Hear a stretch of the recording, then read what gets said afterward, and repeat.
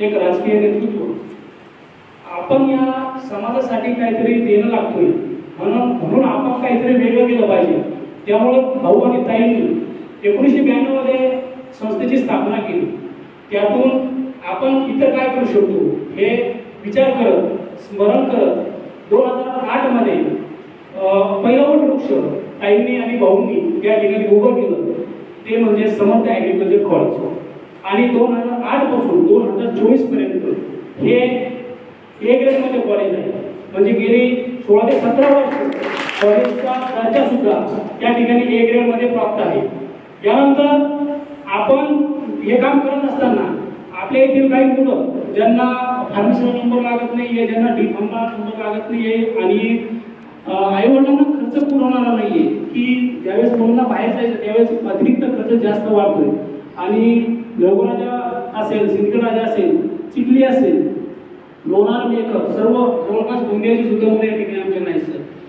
तर 2019 मध्ये परत एक न्यू संकल्पना, नवीन आयडिया आदरणीय भाऊ आणि ताई तसेच आमचे आधारस्तंभ सतीश भाऊ कायदे, आमचे मनोज भाऊ कायदे यांच्या मार्गदर्शनामधून एक 2019 मध्ये समर्थ कॉलेज ऑफ फार्मसी याची सुद्धा स्थापना झाली. आणि त्या ठिकाणी सुद्धा सर आज म्हणजे सांगावंसं वाटतं की 500 मुलं त्या ठिकाणी सुद्धा डी फार्म आणि बी फार्म करतात.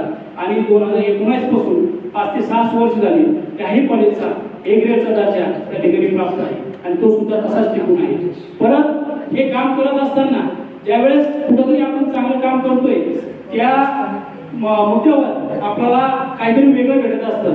ज्यावेळेस दिल्लीवरून काही कमिटी येतात त्यांनी चेक केलं आणि त्यांनी त्याची पूर्तता केली आणि आदरणीय भाऊ आणि ताईंनी त्यांनी सुद्धा जे नियम दिलेले असतात की आपल्याला आपल्या संस्थेमध्ये कोणतीच गोष्ट जी आपल्याला लागते, जी मुलांच्या भवितव्यासाठी लागते, की कधीच तुम्हाला विचारायची गरज पडणार नाही. स्वतः तुम्ही निर्णय घेऊन त्या कधी तुम्ही बोलू शकता.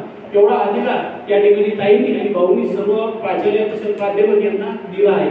आम्ही एवढंच ठिकाणी बोलत आहे सर की हे ट्रेनिंग ज्यावेळेस यशस्वीरित्या पार पडतो त्यावेळेस आम्हाला कधीच विचारले जात नाही की नेमकं काही अडचणी विचारल्या जातात, पण सोय तुम्ही तुमचा निर्णय घ्यायचा. आपल्या इथं आलेल्या पाहुण्यांना काहीच कमतरता पडायला नको याची पूर्ण काळजी तुम्ही स्वतः घ्यायची. म्हणजे एवढी ऑथॉरिटी या ठिकाणी आम्हाला दिलेली असते, त्यामुळे सर्व कार्यक्रम या ठिकाणी यशस्वीरित्या आम्ही पार पडू शकतो.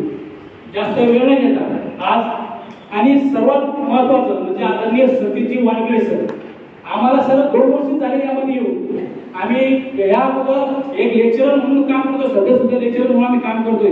सरांच्या मार्गदर्शनाखाली आम्हाला खूप काही गोष्टी शिकायला भेटल्या आणि जे सर आम्हाला मार्गदर्शन करतात आणि त्यांचा जो संघर्ष आहे आम्ही तोही बघतोय की कितीतरी वेळेस त्या कॉलेजून ह्या कॉलेजवर, त्या कॉलेजून ह्या कॉलेजवर ज्यावेळेस आम्ही जातोय त्यावेळेस आम्ही सरांनी विचार केला की आज आपला टाइम किती झाला, किती किलोमीटर फिरलो. म्हणजे आम्ही माझ्या हातामध्ये वॉच होती म्हणजे सर आपण 12 किलोमीटर फिरलोय.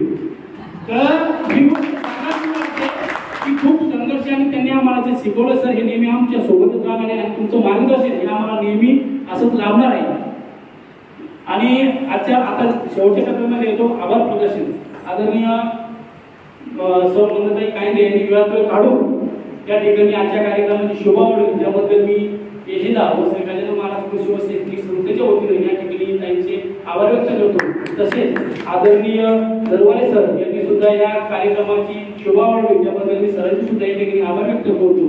त्याच प्रकारे एक मॉर्निंगचं जे लेक्चर झालंय ते लेक्चर मी सरांना म्हणलं की खरोखर म्हणजे त्या लेक्चरला कुठंच आपण म्हणू शकत नाही एवढं खतरनाक लेक्चर मी बघितले.